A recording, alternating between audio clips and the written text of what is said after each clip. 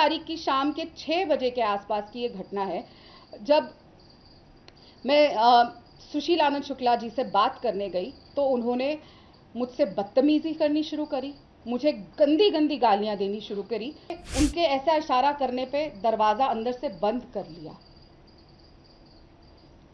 कुंडी बंद कर ली गई, कमरा अंदर से बंद रहा और मुझे गंदी गंदी गालियां दी गई।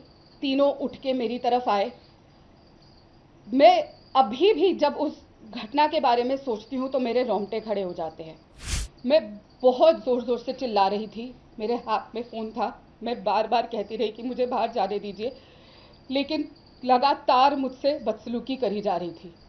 मैं हमेशा से सुनती आ रही थी कि भारतीय राष्ट्रीय कांग्रेस राम विरोधी है, भारतीय राष्ट्रीय कांग्रेस हिंदू विरोधी है, सनातन विरोधी है, के बाहर भी अंदर भी हमेशा से ये सुनने को मिलता था, पर मैं कभी विश्वास नहीं करती थी। और हम कांग्रेस के सबसे बड़े नेता, आज तक के सबसे बड़े नेता महात्मा गांधी जी की तो हर सभा की शुरुआत ही रघुपति राघव राजा राम से होती थी, तो हम कभी सोच ही नहीं सकते थे और मैं मानती ही नहीं थी जब भी कोई चीज़ सामने आती थी।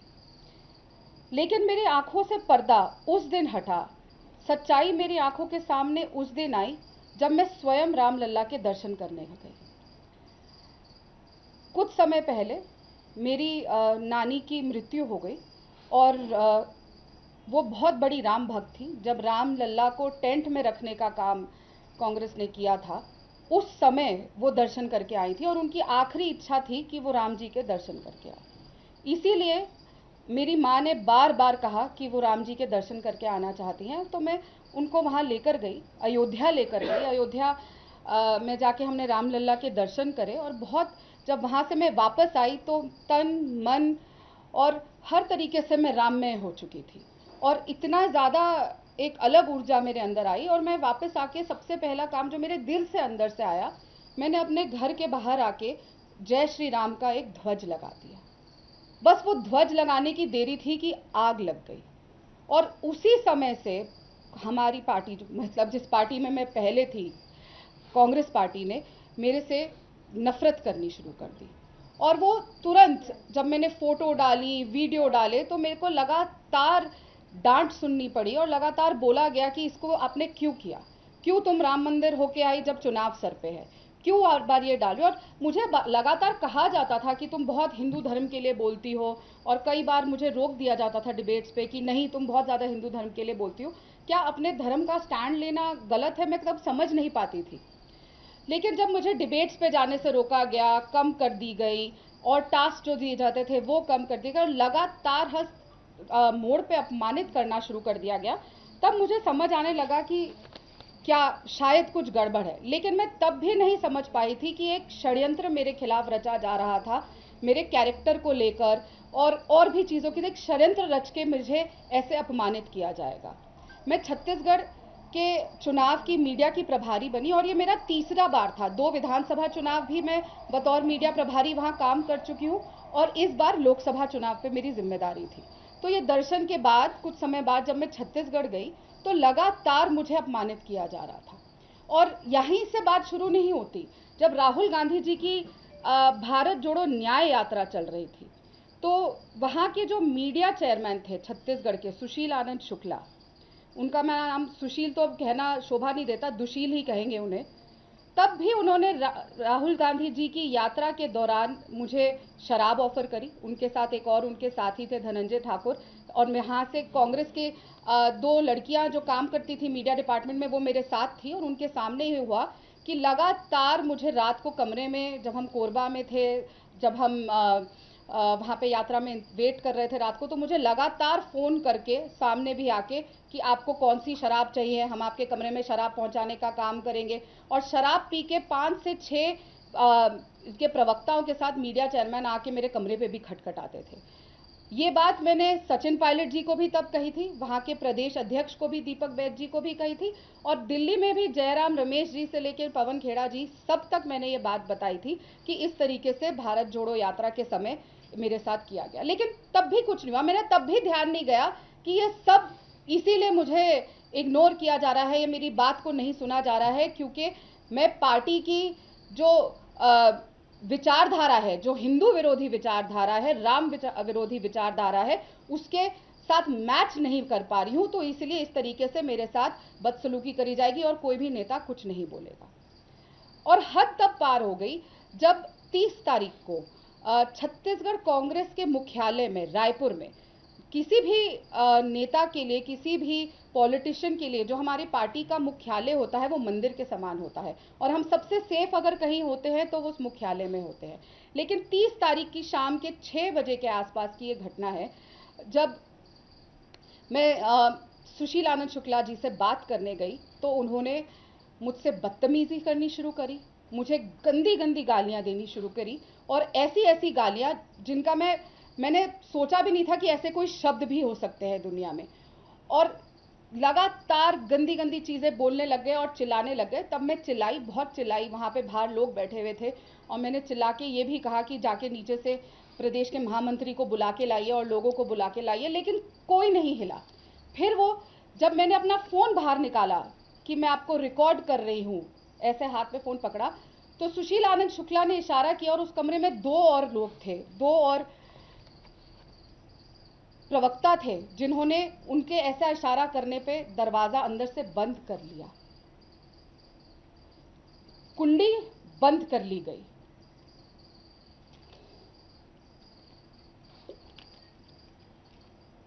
करीबन 1 मिनट तक कमरा अंदर से बंद रहा और मुझे गंदी गंदी गालियां दी गई।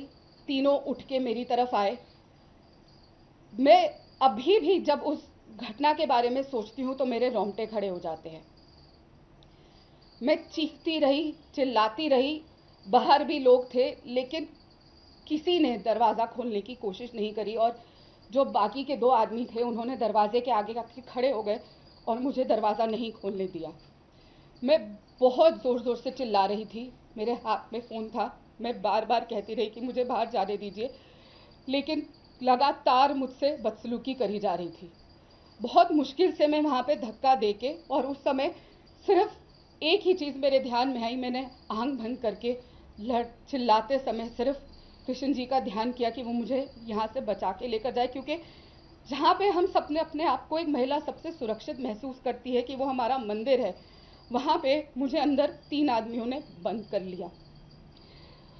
बहुत मुश्किल से धक्का देके मैं वो दरवाज़ा खोल के चिल्लाती हुई, चीखती हुई कांग्रेस ऑफिस में सीढ़ियों से, जो लोग वहाँ पे गए उन्होंने देखा कि वो 1st फ्लोर पर ऑफिस है, मैं नीचे भागती हुई गई, चिल्लाती हुई सीधा प्रदेश के महामंत्री, जनरल सेक्रेटरी और प्रभारी ऑर्गेनाइजेशन के कमरे में गई, चीखती चिल्लाती बिलबिलाती, और मैं सिर्फ इतना कहती रही, बताती रही कि मेरे साथ क्या हुआ है। लेकिन जो प्रदेश के महामंत्री भी थे वो जूते उतार के बैठे रहे, कोई नहीं खड़ा हुआ, किसी ने उस आदमी को नहीं बुलाया, किसी ने नहीं पूछा क्या हुआ, और एक तमाशा वहाँ बनता रहा। मेरी घड़ी 154 पे मेरा बीपीएम चला गया और घड़ी ऐसे फट कर रही थी, लग रहा था कि घड़ी ही फट जाएगी। मेरे हाथ पैर ठंडे पड़ गए। मैं वो सोचती भी हूँ तो मेरे रोंगटे खड़े हो जाते हैं जो मेरे साथ उस पल हुआ।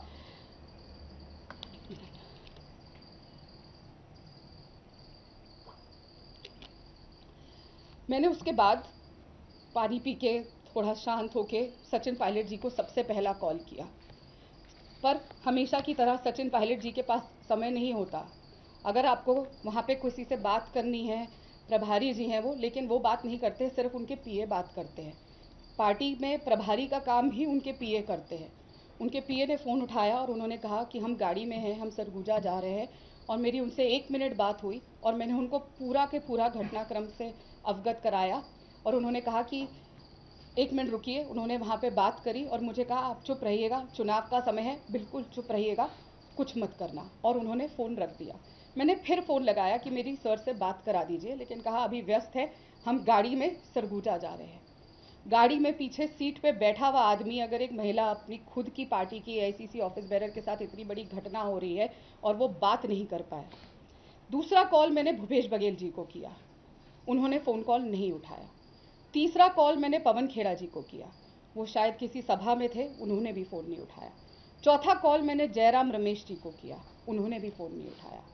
उसका अगला कॉल मैंने पूर्व मुख्यमंत्री भूपेश बघेल जी के रहे सलाहकार विनोद वर्मा जी को किया।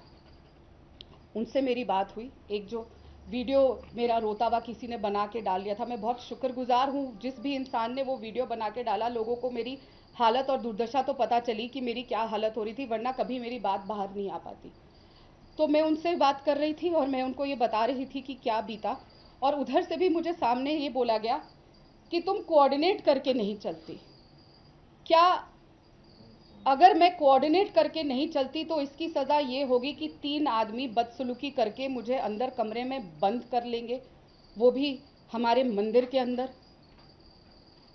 तब भी मैं रोती रही, चिल्लाती रही, मैं ये कहती रही कि सर कुछ कीजिए, मैं सुरक्षित महसूस नहीं कर रही, कोई एक्शन लीजिए, लेकिन किसी ने नहीं सुनी। उसके बाद मेरी पवन खेड़ा जी से बात हुई, उनको मैंने पूरा वाक्य बताया, तब भी मुझे डांट पड़ी कि नहीं, तुम जो कर रही हो गलत है, अपनी आवाज़ उठा रही हो वो गलत है। उसके बाद भूपेश बघेल जी ने मुझे कॉल बैक किया, मेरी उनसे 3.5 मिनट बात हुई। मैंने उनको पूरा घटनाक्रम बताया और ये कहा कि आप मेरे परिवार को जानते हैं, आप मेरे चुनाव प्रचार में आए हैं, आप हमें हर साल बेटी बना के तीजा पोरा के लिए छत्तीसगढ़ बुलाते हैं, मैं छत्तीसगढ़ की बेटी हूँ और आप ही के आदमी, आप ही के बनाए हुए सुशील आनंद शुक्ला जो आपके साथ काम करते हैं, उन्होंने ऐसे बदतमीजी करी। पूरी बात सुन के सामने से जब मैंने उन्हें कहा कि मुझे इतनी पीड़ा हो रही है, इतना घबरा गई हूँ, मैं अस्पताल से वापस आ रही थी उस समय, तो मैं सोच रही हूँ कि मैं राजनीति ही छोड़ दूँ। तो भूपेश बघेल जी ने सामने से मुझे कहा नहीं, तुम छत्तीसगढ़ छोड़ दो।